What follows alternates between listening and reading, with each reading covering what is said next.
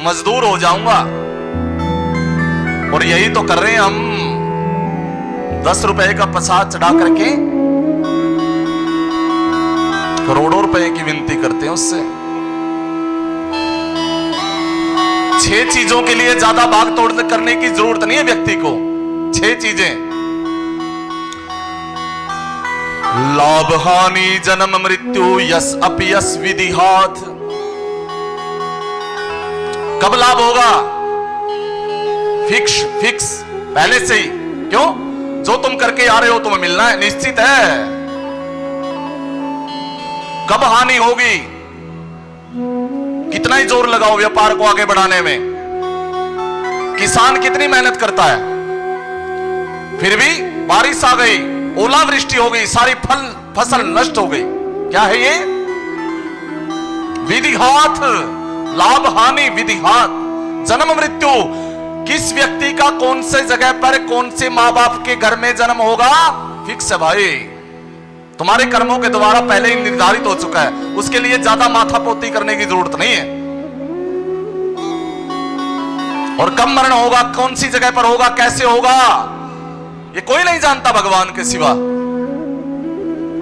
और यस अपयस विधिहात, कब तुम्हें सम्मान मिलेगा, कब तुम्हारा अपमान होगा, किसी को नहीं पता ये बात, पहले ही निर्धारित हो चुकी है। तुम्हारा तो एक ही कर्तव्य है, तुम नवीन ऐसे कर्म करो जो भगवान को प्रसन्न करने वाले हो, भगवान को रिझाने वाले हो। और इन 6 चीजों के पीछे ही व्यक्ति भाग रहा है। जिस दिन तुम्हारा जन्म होता है उसी दिन तुम्हारी मौत तुम्हारे साथ ही जन्म ले लेती है। उसके लिए ज्यादा रोना धोना नहीं है। तुम्हारा तो एक ही कर्म होना चाहिए, सत्कर्म, भगवान के चरणों में प्रीति। और वो प्रीति कैसी हो? निष्काम। भगवान को सब पता है। क्यों? वो अंतर्यामी, घट घट में बैठा है। जिस चीज की तुम्हें जरूरत होती है वो पहले ही दे देता है। और इच्छाएं पालना हमारी सबसे बड़ी दुख का कारण है। ये इच्छा ही हमें नरक में डालती है। आज लाख है तो कल 10 लाख होने चाहिए, 10 लाख आ गए तो फिर करोड़ होने चाहिए, करोड़ आ गए तो फिर अरब होने चाहिए। और ये तृष्णा और ये इच्छा कभी खत्म नहीं होगी। मर जाओगे, कभी खत्म नहीं होने वाली है।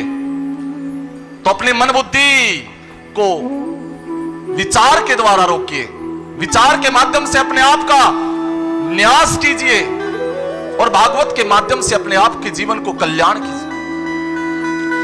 रोकिए इंद्रियों को। ये इंद्रियां और मन हमें फंसाते हैं संसार में, अधर्म में, व्यभिचार में, दुखों में, क्लेश में, भय में, रोग में, चिंता में।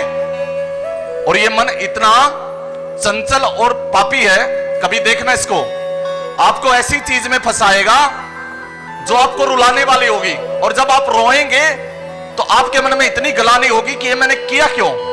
पहले तो आपको लुभाएगा वो काम करने के लिए, और जब आपको वो काम कर लोगे तो आपके मन में पछतावा होगा, फिर आपको रुलाएगा। ये ठगता है ये मन, और जन्मों जन्मांतरों से हमें ठगता ही आ रहा है।